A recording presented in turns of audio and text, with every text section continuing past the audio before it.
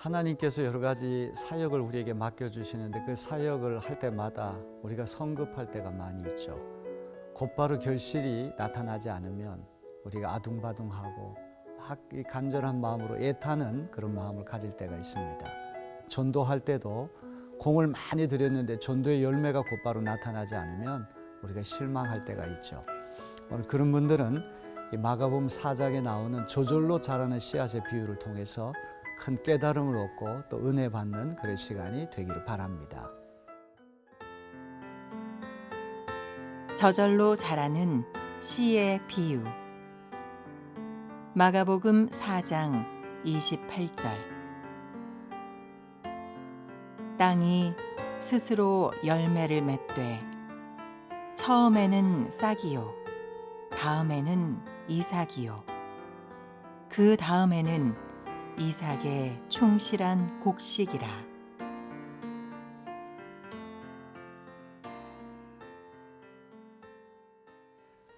예수님 들려주신 비유를 우리가 그림 언어 그렇게 말을 하거든요.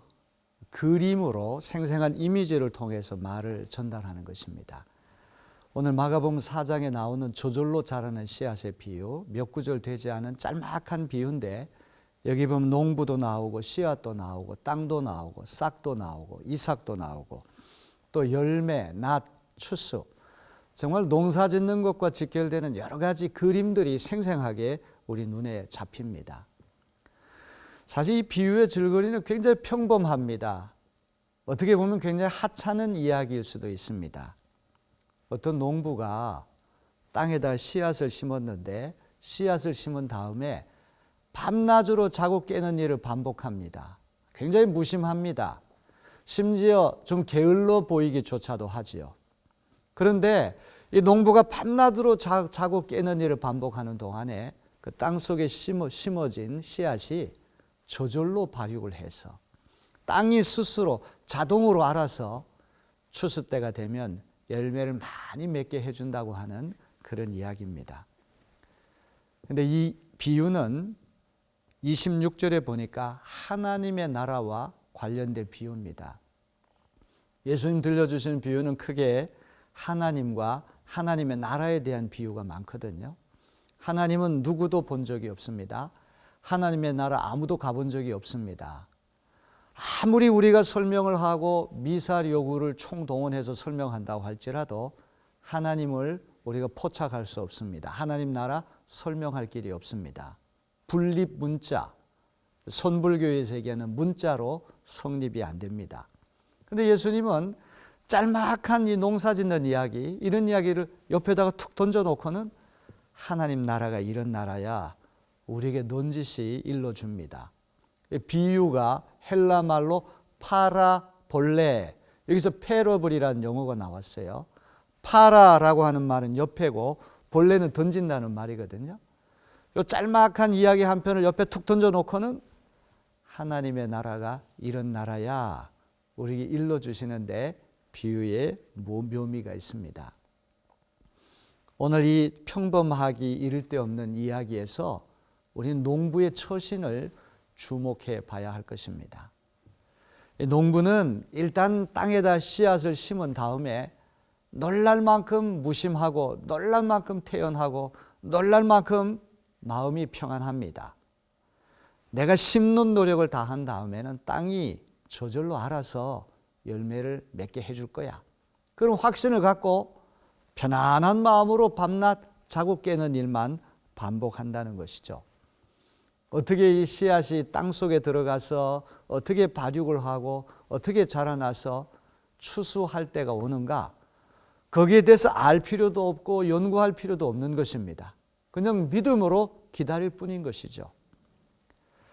우리가 몸이 아파서 병원에 갔습니다. 의사 선생님이 약을 처방해 줄 때가 있습니다. 아니면 주사를 맞을 때도 있습니다. 아니면 수술을 받을 때도 있죠. 의학을 공부하는 의학도가 아닌 한 그 약이 우리 몸 안에 들어와서 어떤 작용을 일으켜서 어떻게 치유가 되는가, 그 과정에 대해서 알 필요가 없습니다. 주사액이 우리 몸에 들어와 가지고 어떻게 치유하는가, 어떻게 병균을 이게 죽이게 하는가, 그런 거 우리는 알 필요가 없는 것입니다. 또 수술할 때도 눈을 뜨고 수술 전 과정을 우리가 볼 필요 없습니다. 그냥 의사 선생님이 다 내어 맡기고 평안한 마음으로 기다리면 되는 것입니다.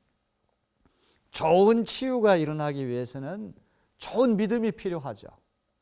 그걸 뭐 일일이 다 따져보고 고민하고 그럴 필요 없이 그냥 전폭적으로 의사 선생님에게 다 내어 맡기고 낙천적인 믿음을 가지면 다 모든 것이 저절로 치유를 받게 된다는 말이죠.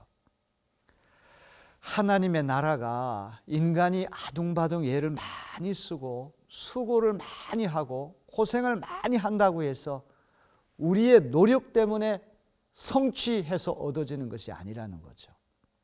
우리는 씨앗을 심는 노력만 다 하면 하나님께서 다 알아서 저절로 열매를 맺게 하실 것이다. 이런 낙천적인 믿음이 오늘 우리에게 필요합니다. 우리가 개척교회를 하든지 전도를 하든지 어떤 주님이 주신 사역을 감당하게 될 때 금방 가시적인 열매가 나타나지 않으면 조바심이 납니다. 안달이 납니다. 아예 날 사역이 실패한 것 아닐까? 아마 2000년 전에도 예수님께서 3년 동안이나 씨앗을 그렇게 심었는데도 어떤 가시적인 열매가 나타나지 않으니까 제자들이 야, 우리 사역 실패한 것 아니야? 이런 생각할 때 예수님이 이 비유 한 편을 통해서 낙천적인 믿음을 가져라. 너희들이 씨앗을 심는 노력만 하면 이 농부가 그냥 무심하고 태연하고 밤낮 자고 깨는 일을 반복하지만 땅이 자동으로 다 열매를 맺게 해주는 것 아니냐. 하나님의 나라는 하나님의 능력으로 이루어지는 나라지 너희가 하는 나라가 아니다. 이걸 우리에게 들려주는 것입니다.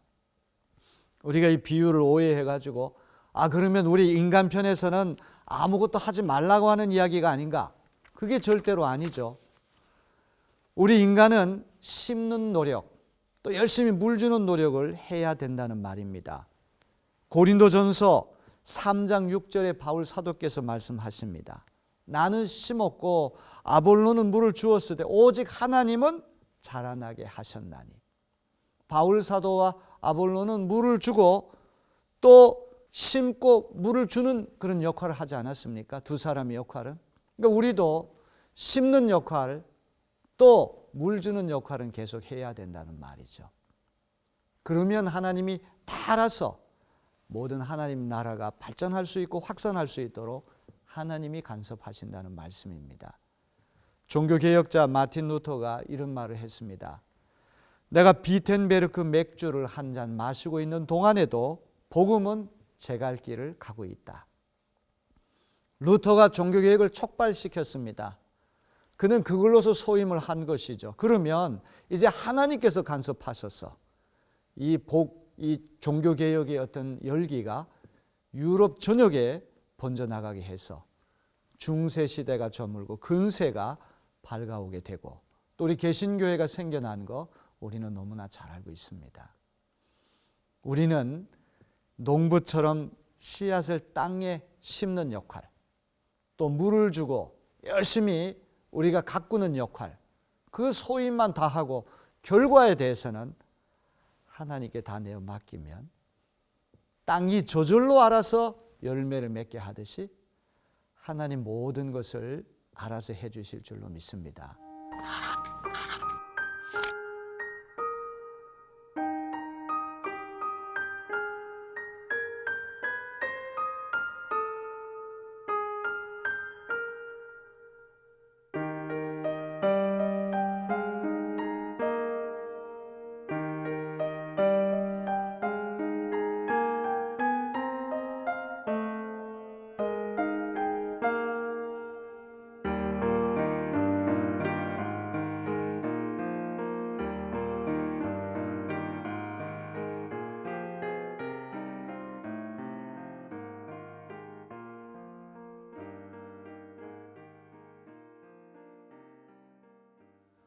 오늘 우리가 인간적으로 아둥바둥하지 말고 너무 금방 가시적인 효과가 나타나지 않나 실망하지 말고 하나님께 내어 맡길 수 있는 그런 믿음이 우리에게 필요한 줄로 믿습니다. 어떻게 보면 한국 교회에 헌신적이고 열정적인 사역자들이 부족해서가 아니라 너무 헌신적이고 너무 열성적이어서 하나님의 뜻과 하나님의 시간 계획표보다 인간이 먼저 앞서가고 금방 어떤 열매가 나타나지 않으면 쉽게 좌절하고 실망하는 우리 태도가 문제가 아닌가 싶습니다. 농부의 처신을 눈여겨보면서 우리가 할 도리는 다 한 다음에 결과는 주님께 다 내어 맡길 수 있는 그런 낙천적인 믿음의 소유자들이 다 되시기를 바랍니다. 우리 다 함께 기도하겠습니다. 저절로 자라는 씨앗의 비유를 통하여 주님께 내어 맡기는 믿음의 중요성을 일깨워 주시니 감사합니다. 무심해 보이고 태연해 보이기까지 하는 이 농부, 씨앗을 땅에 심은 다음에 땅이 저절로 알아서 모든 것을 해줄 것을 믿고 밤낮 자고 깨는 일만 반복하고 있습니다. 농부가 알지 못하는 사이에 씨앗이 발육작용을 하고 또 생성해서 추수 때가 되면 큰 곡식 나달이 됩니다. 오늘이는 최선을 다하여 씨앗을 심고 물을 주고 가꾸는 역할을 감당하고 이제 이것이 자라나게 하셔서 열매를 맺게 하시는 분은 하나님이신 줄로 믿고 낙관적인 믿음을 가지는 하나님의 자녀들 다 되게 하여 주시옵소서. 예수 그리스도 존귀한 이름으로 감사하며 기도합나이다.